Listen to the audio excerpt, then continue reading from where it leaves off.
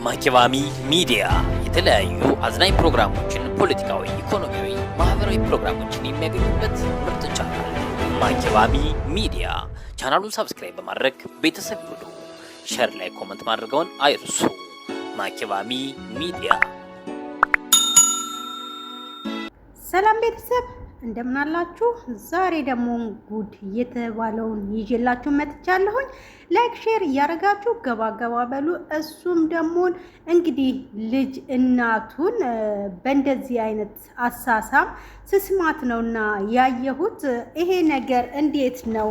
ወዴትስ ነው ያመዘነው? ምንድነው ለሰው ልጅ የማስተላልፈው? ምንድነው መልእክቱስ? ምንድነው? የእናት ፍቅር እንደዚህ ነው ወይ የሚገለጠው? ለእናታችን ፍቅር ስንገልጽ እንደዚህ ነው ወይ? በእንደዚህ አይነት መልኩ ነው ወይ? ምን አይነት አስተዳደግ ነው ያደገው ይሄ ልጅ? ወደ ሌላ ነገር የሚገፋፋ ነገር አይደለም ወይ? የእውነት እኔ በጣም ግራ ገብቶኝ 10 ነው ያየሁት። ልጅ ነው ወይንስ ባል ነው?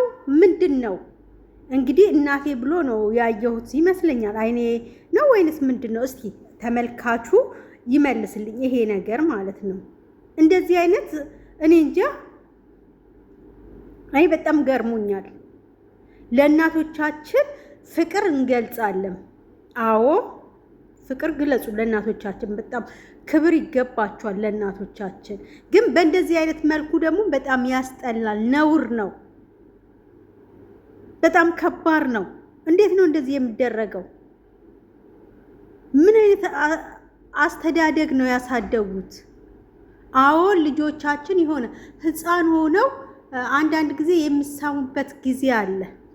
እሱም በአሁኑ ሰዓት መቅረት አለበት። እንደሱ አይነት ነገር መደረግ የለበትም። ምክንያቱም ጭንቅላታቸው ውስጥ እየተቀረጸ ያድጋል ያ ነገር።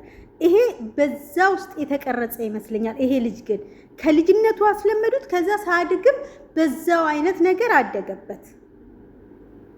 እና ቤተሰብ ይሄ ነገር በጣም እንደ ቀልድ የሚታይ ነገር አይደለም።